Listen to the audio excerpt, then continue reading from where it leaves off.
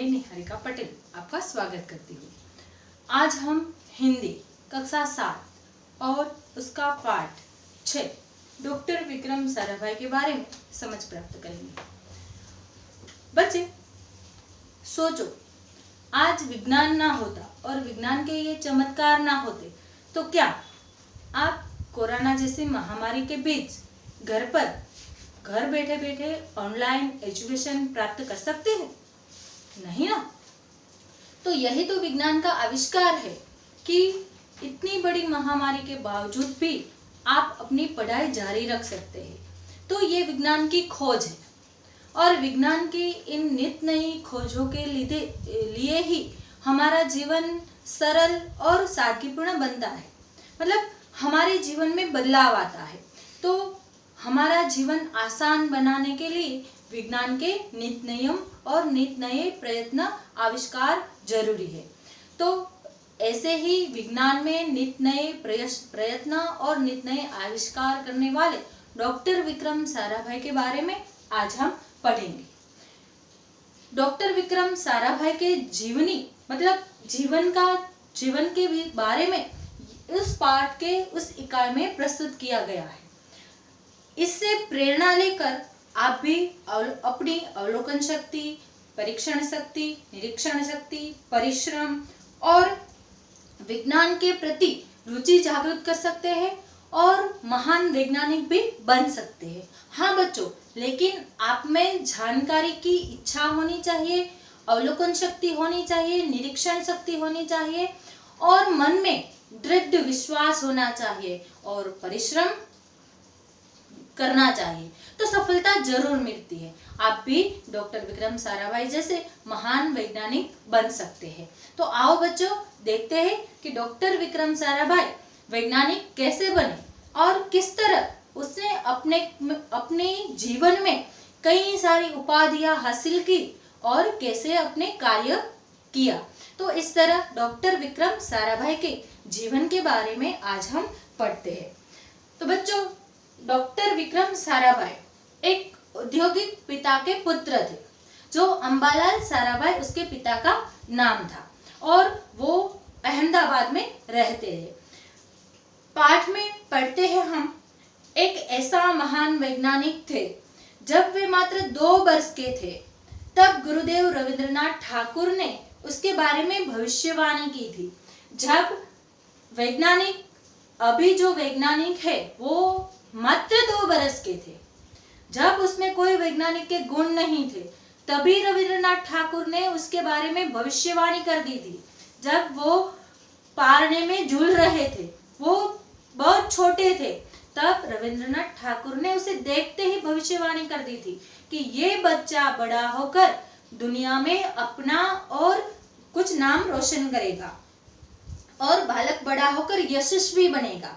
ऐसी भविष्यवाणी उसने की थी। लेकिन भविष्यवाणी को साकार करनी पड़ती है। भविष्यवाणी को साकार करने के लिए अगाध मेहनत और परिश्रम करना पड़ता है और यही परिश्रम डॉक्टर विक्रम साराभाई ने करके रविंद्रनाथ ठाकुर की भविष्यवाणी सच कर बताई और महान वैज्ञानिक बन गए। तो ऐसे ही महान वैज्ञानिक वो थे डॉक्टर विक्रम साराभाई। उसके बारे में हमें पढ़ना है और सीखना है। डॉक्टर विक्रम साराभाई का जन्म 12 अगस्त सन 1912 को हुआ था। 12 अगस्त सन 1912 को उसका जन्म हुआ था। कहाँ हुआ था? तो वो अहमदाबाद में हुआ था। हाँ, गुजरात में अहमदाबाद में डॉक्टर विक्रम साराभाई का जन्म हुआ था। उनका परिवार एक प्रतिष्ठित औद्योगिक परिवार था।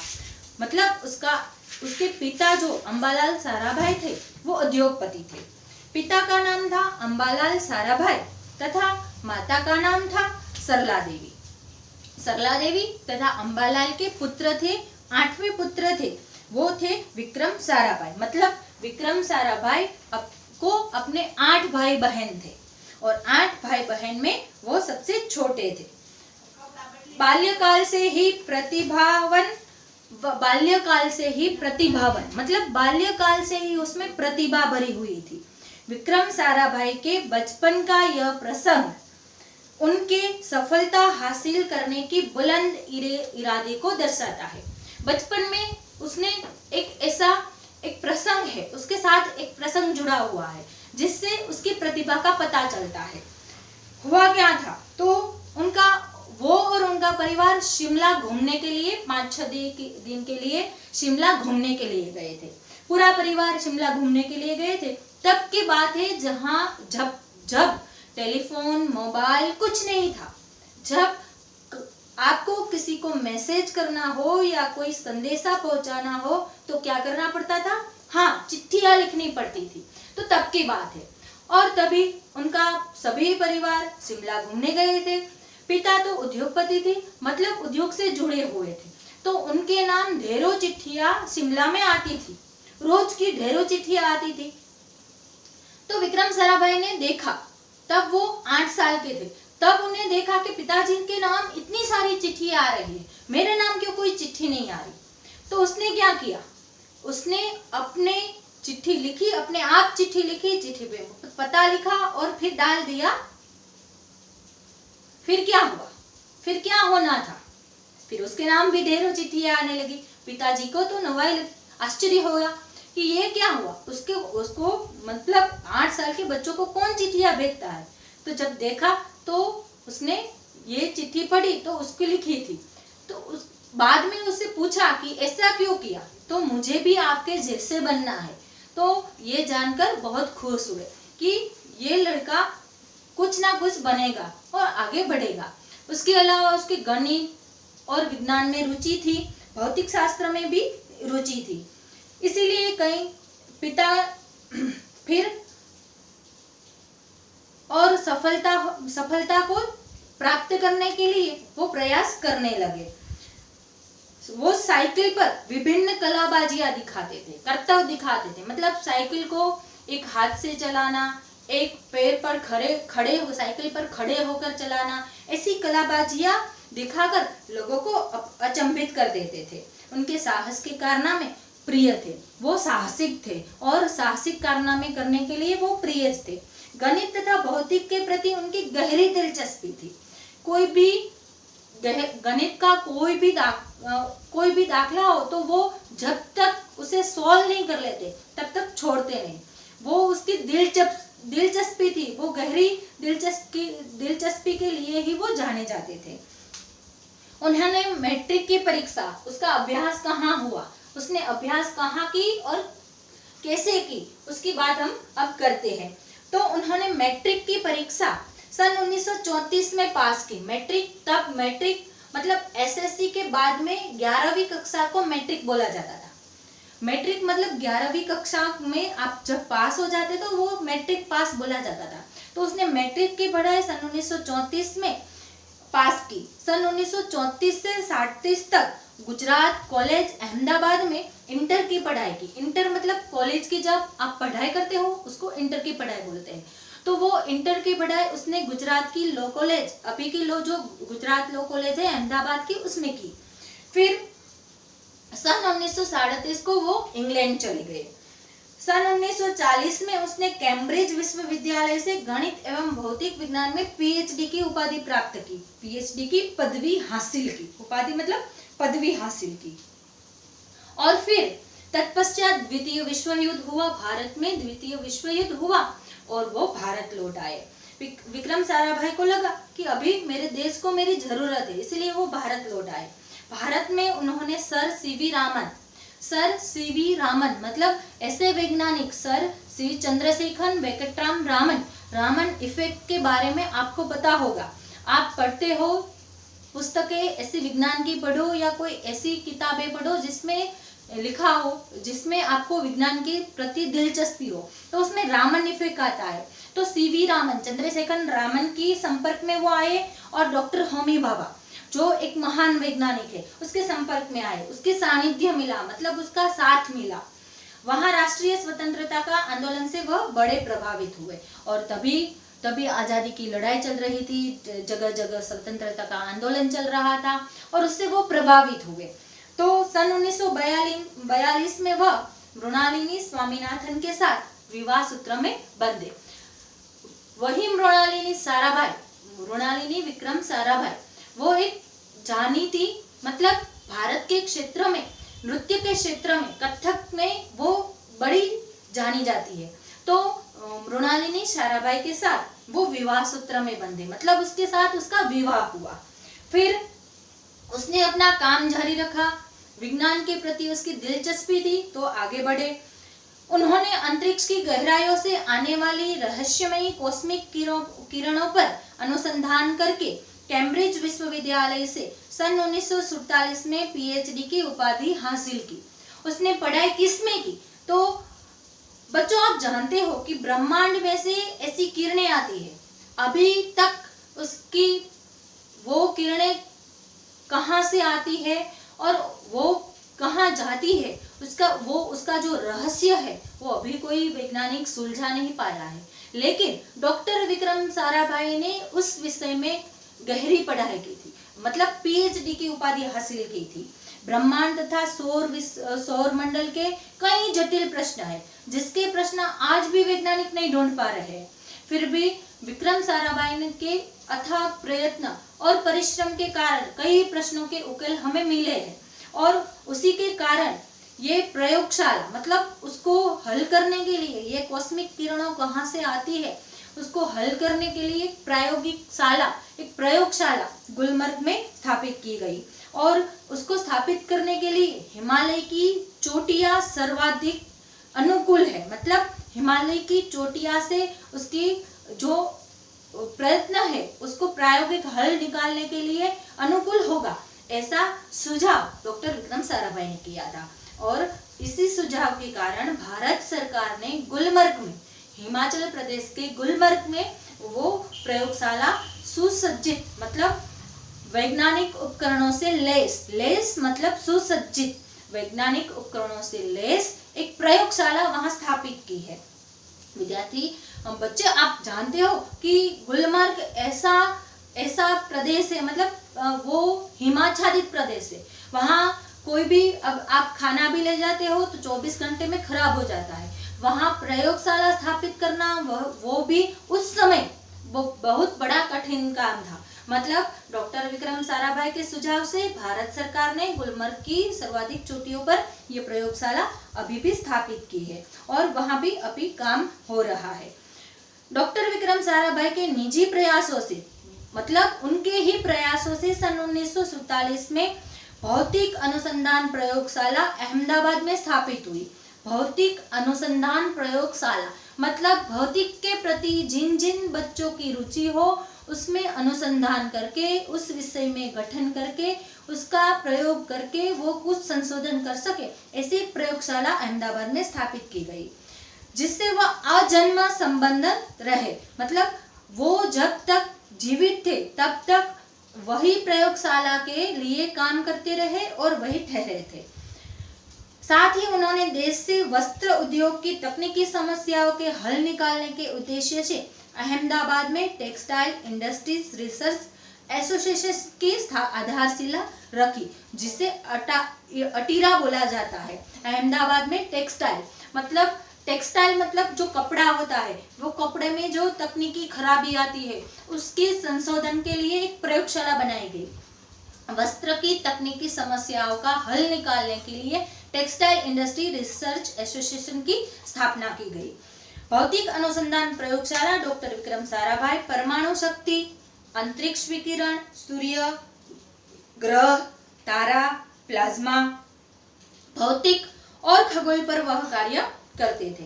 इन सभी चीजों पर वो कार्य करते थे। किन किन चीजों पर? तो परमाणु शक्ति पर वो परमाणु शक्ति जो होती है, जो रॉकेट और जो ग्रह होते हैं उसमें लॉन्च किया जाता है, वो परमाणु शक्ति पर भी वो कार्य कर रहे थे।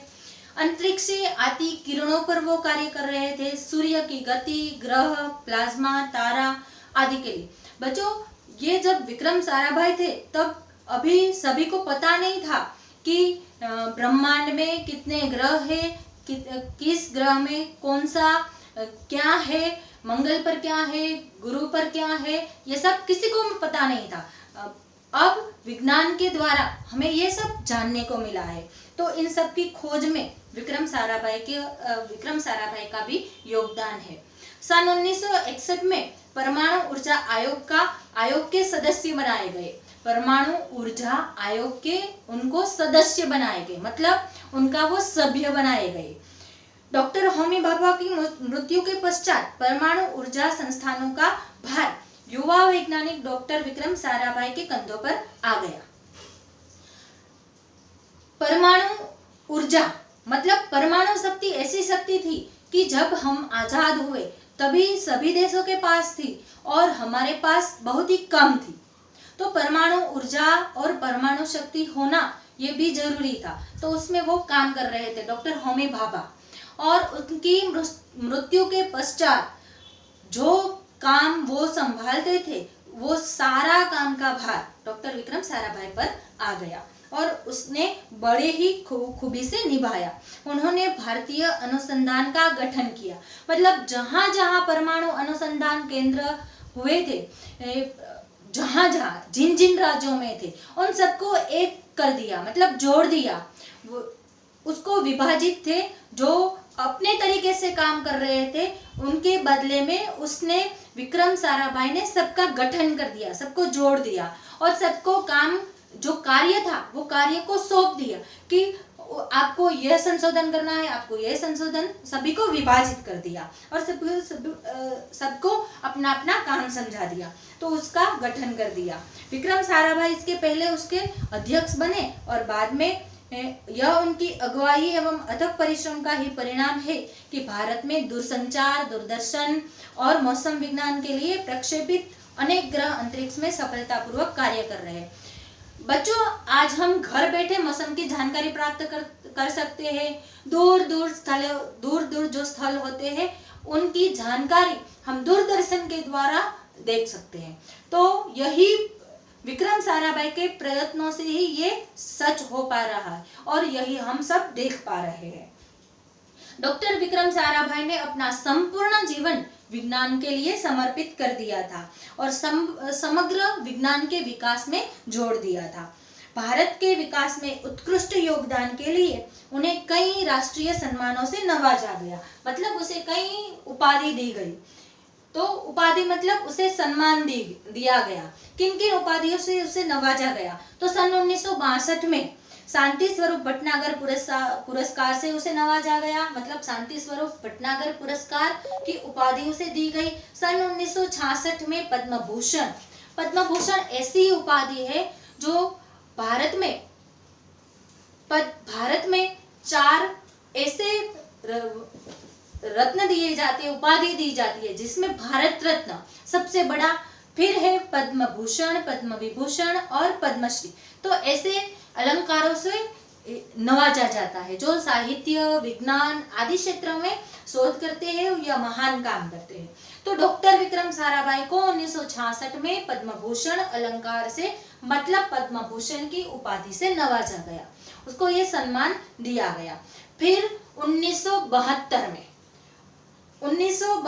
में मरणोत्तर, मतलब 1970 में उसकी मृत्यु हो गई थी। उनकी मृत्यु के पश्चात 1972 में मरणोत्तर पुरस्कार पद्म विभूषण भी उसे दिया गया, उसी अलंकारों से उसे नवाजा गया। बच्चों, खास आपको याद रखना है डॉक्टर विक्रम साराभाई को किन किन पुरस्कारों से नवाजा गया। तो शांति स्वरूप भटनागर पुरस्कार, पद्म विभूषण और पद्म भूषण जैसे अलंकारों से उसे नवाजा गया। कब नवाजा गया ये भी आपको याद रखना है। फिर निशस्त्रीकरण के संबंधित कई महत्वपूर्ण अंतर्राष्ट्रीय संस्थाओं में भी भारत के प्रतिनिधि रहे। कार्य प्रगति, उसने किन किन कार्यों के साथ जुड़े रहे? तो कई ऐसी संस्थाएं थी जिसके साथ वो कार्य करते थे। निशस्त्रीकरण, दुनिया में ऐसा निशस्त्रीकरण चल रहा था कि शस्त्र बनाने हैं, लेकिन उसका उपयोग कैसे करना है। तो ऐसा निशस्त्रीकरण के संबंधित कई महत्वपूर्ण अंतरराष्ट्रीय संस्था, मतलब केवल भारत की नहीं, समग्र देश की जो संस्था होती है वो संस्था में वो भारत के प्रतिनिधि थे। वो बड़े गर्व की बात है। इतने बड़े भारतीय में, मतलब भारत देश में इतनी 120 करोड़ की जनता है, उसमें डॉक्टर विक्रम साराभाई को भारत की तरफ से प्रतिनिधि के रूप में चुना जाना वो बहुत बड़ी गर्व की बात है। डॉक्टर विक्रम साराभाई 1966 में international council of scientific union के सदस्य रहे। सन 1968 में संयुक्त राष्ट्र संघ में यूनेस्को के विज्ञान विभाग के अध्यक्ष बने। ये सब उपाधियां वो इंटरनेशनल है, मतलब अंतरराष्ट्रीय है, वो अंतरराष्ट्रीय स्तर पर भी काम कर रहे थे। इंडियन जियोलॉजिकल यूनियन का प्रमुख बनाया गया और बाद में वो सदस्य बने। डॉक्टर विक्रम साराभाई सन 1970 में वियना शांति अंतरराष्ट्रीय अणु मंच की 14वीं परिषद में प्रमुख बने। हर वर्ष, मतलब दर बरस में ऐसी परिषद होती है विज्ञान के लिए, और विज्ञान के विषय में चर्चा होती है। उन चर्चा में सभी देश के सदस्य भाग लेते हैं और सभी देश के वैज्ञानिक वहां आते हैं, और उन वैज्ञानिकों में प्रमुख स्थान वो डॉक्टर विक्रम साराभाई को प्राप्त हुआ, मतलब 14वीं परिषद के वो प्रमुख थे। सन 1971 में संयुक्त राष्ट्र संघ परिषद के उपाध्यक्ष और बाद में विज्ञान विभाग के अध्यक्ष बनाए गए। तो इस तरह उन्होंने अपना पूरा जीवन विज्ञान के लिए समर्पित किया और विज्ञान में ही बिताया। वह केवल उच्च कोटि के वैज्ञानिक ही नहीं थे, इतनी व्यस्तताओं के बावजूद भी वो अपना समय निकालकर सामाजिक एवं शिक्षा के लिए पर्याप्त समय निकाल लेते थे। इतनी व्यस्त रहते थे, विज्ञान की खोज करना मतलब बड़ी बात है, वैज्ञानिक बनना वो भी बड़ी बात है, तो उसमें समय नहीं मिलता, फिर भी वो अपना समय निकालकर शिक्षा एवं समाज के लिए कार्य करते थे। और उन्होंने उनके निजी प्रयासों ही, उनके प्रयास के कारण ही अहमदाबाद में लोक विज्ञान केंद्र एवं नेहरू विकास संस्थान की स्थापना हुई। अभी जो विज्ञान साइंस सिटी अहमदाबाद में है, वो विक्रम साराभाई के प्रयासों से ही हुई थी। यहाँ वह जन सामान्य की विज्ञान के प्रति रुचि जागृत करने के लिए कार्य करते हैं, और अहमदाबाद में जो साइंस सिटी स्थापित है उसकी साइंस सिटी का नाम भी doctor Vikram Sarabhai science city. अंतरिक्ष में जो बच्चे रुचि रखते हैं उनके लिए वो सिखाया जाता है, मतलब उसको वो दिखाया जाता है। तो ऐसी सामान्य जन में विज्ञान के प्रति रुचि जागृत करने के लिए ऐसी प्रयोगशाला भी उसने स्थापित की। वह 21 दिसंबर सन 1971 की वो काली रात थी। सन 71 की वो काली रात थी, 21 दिसंबर की विक्रम साराभाई को त्रिवेंद्रम के लॉन्चिंग स्टेशन थुम्बा में कार्य निरीक्षण के लिए भेजा गया था। जो त्रिवेंद्रम मतलब ओडिशा, और वहाँ की जो दरिया वो परीक्षण है, वहाँ जो लोग कार्य कर रहे थे परमाणु के बारे में, उसके कार्य कैसे कर रहे हैं उसके निरीक्षण के लिए विक्रम साराभाई को भेजा गया था। वो त्रिवेंद्रम के लॉन्चिंग स्टेशन था, जो रॉकेट, अंतरिक्ष या उपग्रह वो जो लॉन्च होता है, वहाँ त्रिवेंद्रम में वो लॉन्चिंग स्टेशन है। तो लॉन्चिंग स्टेशन में जो काम होता है वो कार्य की निरीक्षण के लिए डॉक्टर विक्रम साराभाई को भेजा गया था, और वहां जाने के बाद वो एक होटल में ठहरे थे, और होटल में ही उसकी हृदय की गति रुक जाने के कारण उसकी मृत्यु हो गई। मतलब उसकी हृदय की गति रुक गई, अटैक जो बोलते हैं अटैक, वो आ गया और उसकी मृत्यु हो गई। तो इसके साथ साथ विज्ञान में भी नित्य नए आविष्कारों की गति रुक गई। तो इस तरह विक्रम साराभाई का निधन हुआ, और निधन के साथ साथ भी विज्ञान में नित्य नए आविष्कारों की जोड़ने वाला जीवन चक्र भी सदा के लिए रुक गया। ऐसी ही महान प्रतिभा संपन्न व्यक्ति को, डॉक्टर विक्रम साराभाई को, हमारा शत नमन। तो बच्चों, इस तरह अपना सारा जीवन विज्ञान के प्रति समर्पित करने वाले डॉक्टर विक्रम साराभाई को हमारा शत नमन। इसरो जो स्थापित है, जो जहाँ से रॉकेट लॉन्च होता है, आपने इसरो के बारे में सुना है, अगर नहीं सुना है तो पढ़ो, आप जानो। और डॉक्टर इसरो का भी अभी 100 साल पूरे हुए और डॉक्टर विक्रम साराभाई की भी वो शताब्दी या 150वीं शताब्दी मनाई जाती है। तो उसके बारे में जानिए। तो डॉक्टर विक्रम साराभाई ऐसे महान वैज्ञानिक थे कि जिसकी गति मतलब हृदय की गति उसकी रुकी, लेकिन साथ साथ विज्ञान में आने वाले नित नए प्रयत्नों भी रुक गए। आप भी वैज्ञानिक बन सकते हो, लेकिन आप में क्या चाहिए? ऐसा निरीक्षण शक्ति, अवलोकन शक्ति, परिश्रम और मेहनत चाहिए। इससे आप भी महान वैज्ञानिक बन सकते हो और ऐसे ही महान वैज्ञानिक बनकर आप भी अपने देश की सेवा कर सकते हो। वैज्ञानिक बनना हमारे लिए सौभाग्य की बात है। अभी आप देखो, कोरोना की महामारी चल रही है और भारत देश के सभी वैज्ञानिक वैक्सीन ढूंढने में लगे हुए हैं कि जल्दी से वैक्सीन आ जाए और हम सभी को दे दे और कोरोना की महामारी से आजाद हो जाए। तो यही बात है, हम आज आजाद तो हो गए हैं, हम किसी के गुलाम नहीं है, लेकिन वैज्ञानिक विज्ञान के नित्य नए आविष्कारों के लिए हम सदा उसके आभारी है।